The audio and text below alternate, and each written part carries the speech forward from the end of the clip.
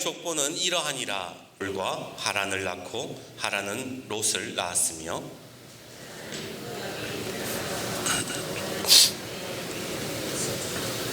아브라함과 나홀이 장가들었으니 아브라함의 아내 이름은 사레며 나홀의 아내 이름은 밀가니 하란의 딸이요 하란은 밀가의 아버지며 또 이스가의 아버지더라. 데라가 그 아들 아브라함과 하란의 아들인 그의 손자 롯과 그의 며느리 아브라함의 아내 사레를 데리고 갈대아인의 우르를 떠나 가나안 땅으로 가고자 하더니 하란에 이르러 거기 거류하였으며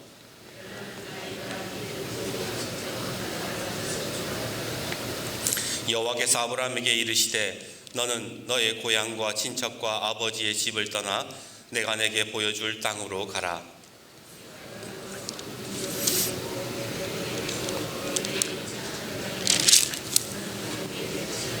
너를 축복하는 자에게는 내가 복을 내리고 너를 저주하는 자에게는 내가 저주하리니 땅의 모든 족속이 너로 말미암아 복을 얻을 것이라 하신지라. 이에 아브라함이 여호와의 말씀을 따라갔고 롯도 그와 함께 갔으며 아브라함이 하란을 떠날 때에 75세였더라. 언젠가 명함을 받았습니다. 어떤 목사님의 것이었는데 명함이 아주 화려했지요. 어디 고등학교 무슨 대학 졸업, 무슨 석박사, 재단 이사, 어디 경찰 경목, 부흥의 수백, 여회 인도 40일 금식기도 2회. 왜 40일 금식기도 한 거를 명함에 집어넣는지는 모르겠지만 가만히 명함을 보고 있자니 슬며시 웃음이 났어요. 왜 우리가 어릴 때 친구들에게 자랑 많이 했잖아요. 이것 봐라, 우리 아빠가 사줬다, 뭐 이런 자랑들을 많이 했어요. 근데 어른이 돼도 크게 바뀌지 않는 것 같아요. 나는 이만큼의 땅이 있어. 내 자식은 대기업에 다녀. 나 이만큼 잘 나가. 그런 거 자랑하고 싶어 하잖아요. 요즘 젊은 사람들은 하나같이 다 SNS에다가 자기 지식 자랑, 몸매 자랑, 돈 자랑, 자동차 자랑, 자랑하기 다 바빠요. 자랑하고 싶어 해요. 왜 이렇게 사람들이 자랑을 하고 싶은 걸까? 그것은 자랑할 게 많은 인생이 행복한 인생이라고 그렇게 생각하기 때문에 그런 거예요.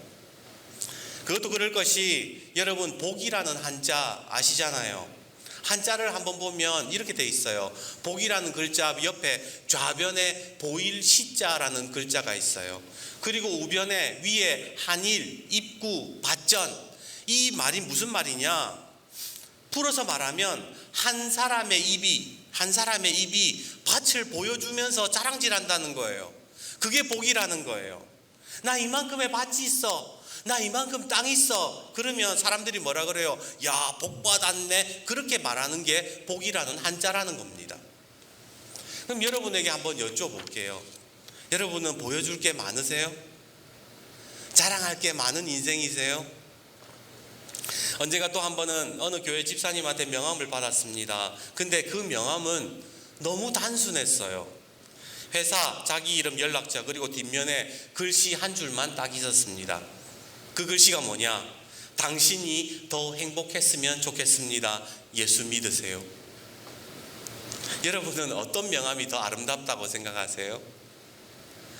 금식기도 2회, 40일 금식기도 2회라고 적혀있는 명함이 아름다우세요? 아니면 당신이 더 행복했으면 좋겠어요, 예수 믿으세요 라는 그 명함이 더 아름답다고 생각하십니까? 물론 명함으로 사람을 판단할 수는 없지만 성경은 분명히 말씀합니다. 잠언 27장 1절 너는 내일 일을 자랑하지 말라. 하루 동안에 무슨 일이 일어날지 네가 알 수 없음이라. 고린도후서 10장 17절 자랑하는 자는 주 안에서 자랑할지니라. 시편 20편 7절 어떤 사람은 병거 어떤 사람은 말을 의지하나 우리는 여호와 우리 하나님의 이름을 자랑하리로다. 그러기에 바라옵기는 저와 여러분의 자랑이 예수님이 되었으면 참 좋겠습니다. 땅 자랑, 자식 자랑, 내 이름이 생명책 말고 내 이름이 생명책에 기록되어 있음을 기뻐하고 임마누엘 하나님이 지금도 나와 함께 하신다. 그것이 자랑이 되는 사람이 진짜 예수 잘 믿는 사람 아닐까요? 그러기에 옆에 분과 이렇게 인사합시다. 예수님을 자랑합시다.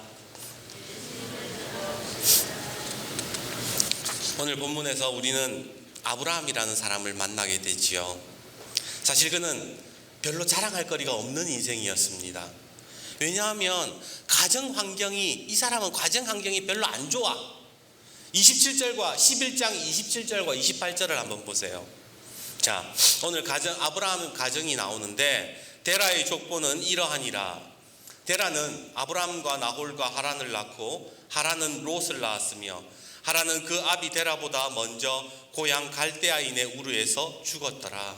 자, 아브라함에게는 형제가 둘이 있었죠. 나홀과 하란. 그죠? 아버지는 데라고.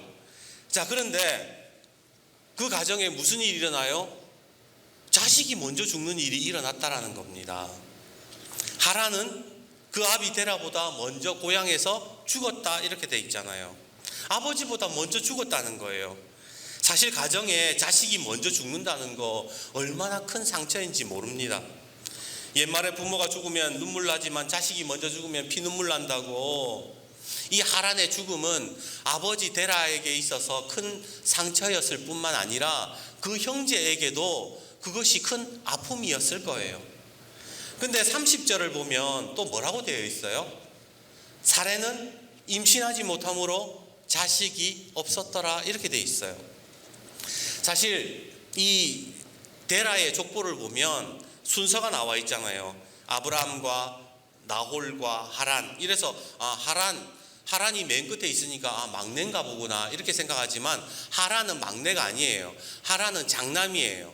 근데 성경에 왜 아브라함이 먼저 나오냐면 성경은 영적인 순서대로, 영적으로 중요한 순서대로 나열을 하기 때문에 아브라함이 먼저 나온 것 뿐이에요.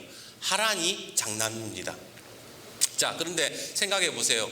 장남이 죽었어요. 집에 장남이 죽어서 두 아들을 결혼시켰는데 둘째는 자식이 없는 거예요. 애가 생기지 않는 거예요. 그래서 이상하다. 우리 집에 뭐 문제가 있나? 왜 이렇게 우환이 많지? 여기 터가 안 좋나? 수맥이 흐르나? 안 되겠다. 다른 곳으로 이사 가자. 이래가지고 이사를 가요. 그게 31절과 32절이에요. 이사를 가는데 어떤 일이 일어나는가? 자, 31절과 32절을 보세요. 데라가 그 아들 아브라함과 하란의 아들인 그 손자 롯과 그의 며느리 아브라함의 아내 사레를 데리고 갈대아인의 우르를 떠나 가나안 땅으로 가고자 하였더니 하란에 이르러 거기 거류하였으며 데라는 나이가 205세가 되어 하란에서 죽었더라. 이게 무슨 문제냐면 31절에 보세요. 누가 빠져 있는지를 생각해 보세요. 첫째는 죽었어요. 아브라함은 자식이 없어요. 그래가지고 이민을 떠나는데 누가 없어요? 막내가 없는 거예요. 막내. 나홀이 없는 거예요.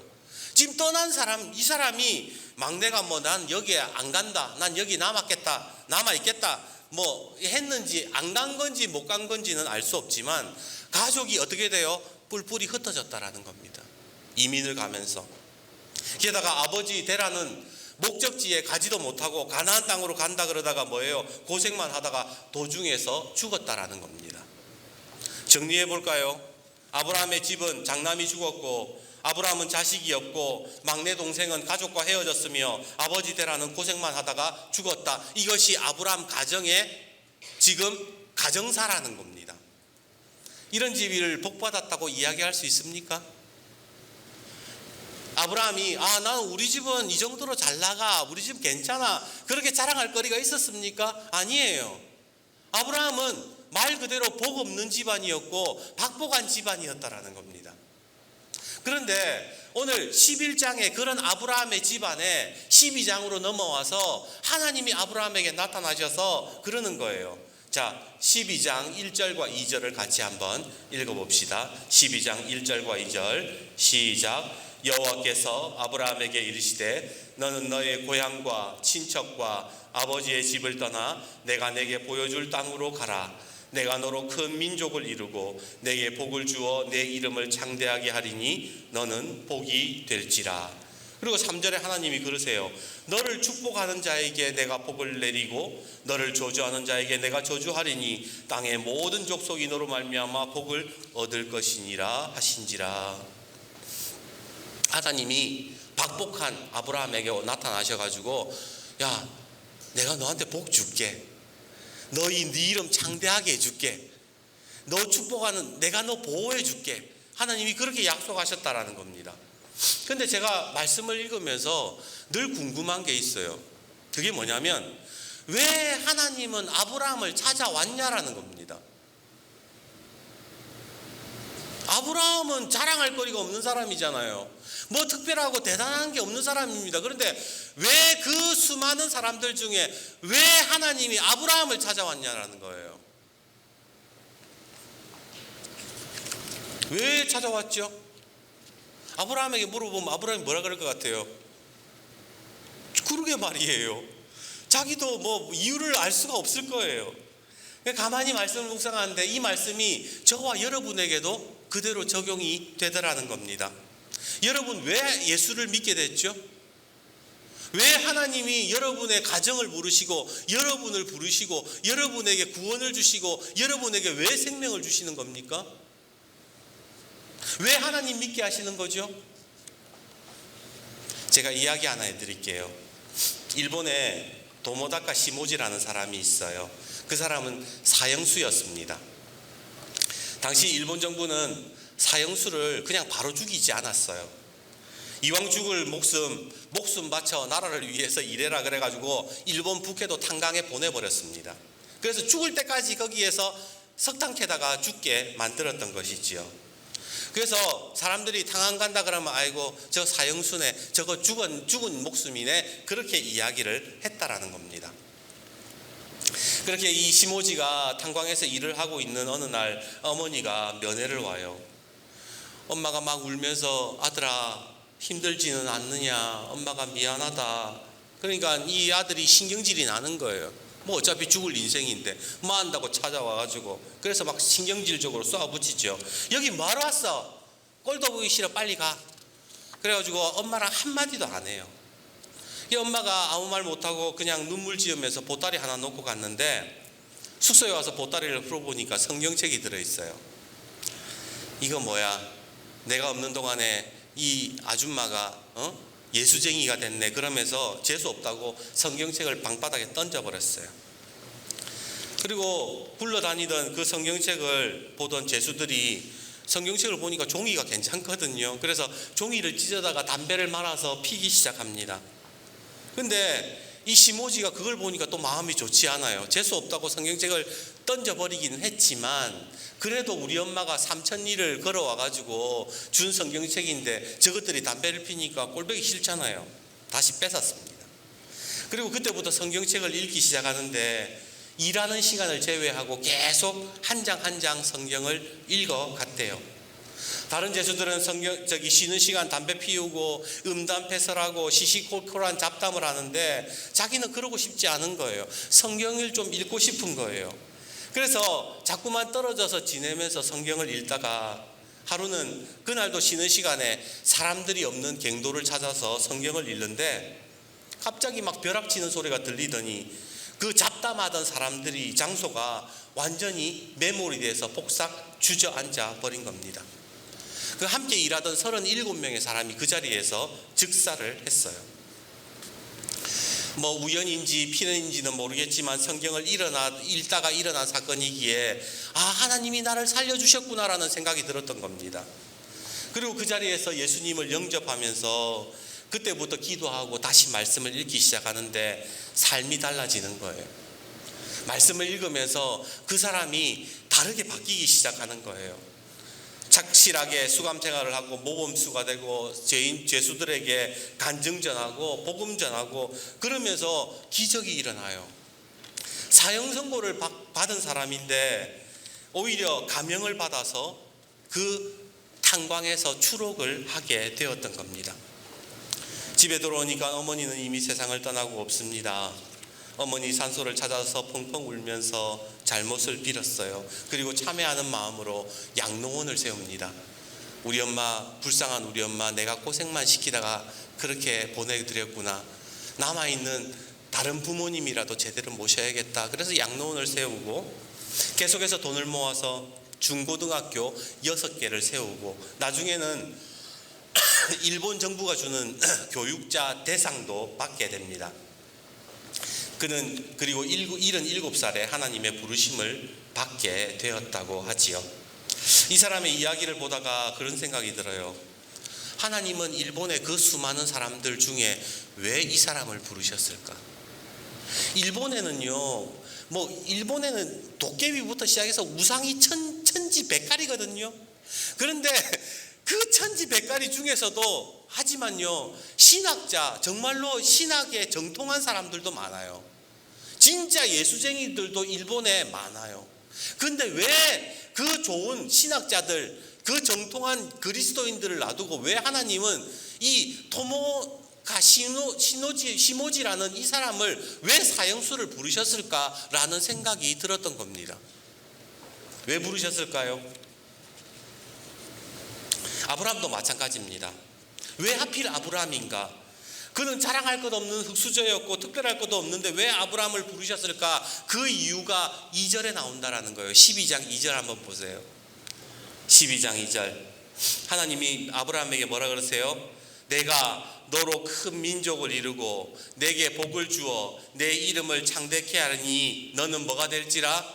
너는 복이 될지라.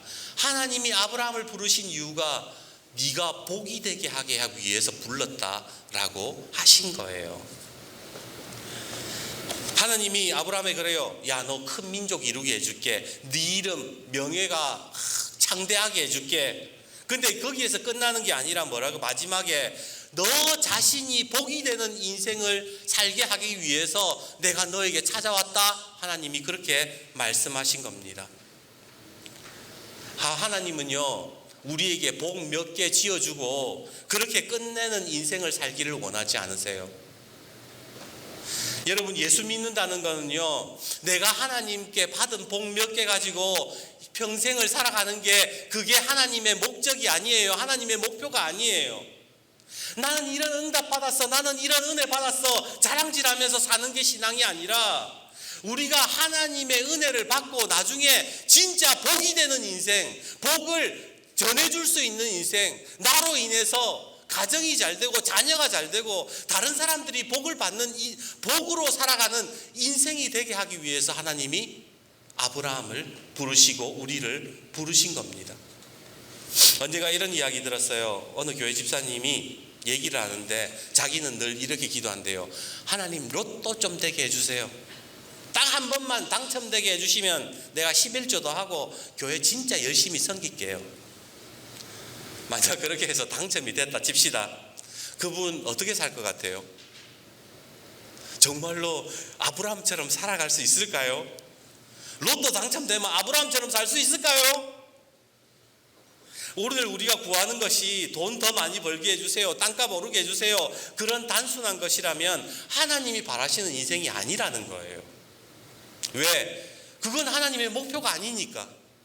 2절에 하나님의 목표가, 하나님이 아브라함 부르시면서 하나님의 목표를 얘기해 줬잖아요. 내가 이런 복도 주고 이런 복도 주지만 결국에는 네가 복이 되는 거야. 그게 내 목표야. 내가 너를 찾아온 목적이야. 하나님이 그렇게 말씀하셨잖아요. 그래서 성경을 보면 아브라함이 나중에 어떻게 돼요? 하나님의 창대케 되는 복도 받고 자손이 많아지는 복도 받지만 나중에 어떻게 돼요? 행복하게 행복하게 살다가 죽었습니다. 그거로 끝나는 게 아니잖아요. 아브라함이 복을 받고 그 자손을 통해서 이스라엘의 역사가 시작이 되고 그 혈통에서 예수 그리스도가 나시고 그 예수 그리스도를 통해서 인류 구원의 역사가 펼쳐지잖아요. 그게 복이 되는 인생이라고요. 하나님이 원하시는 인생이 그런 인생이라고요.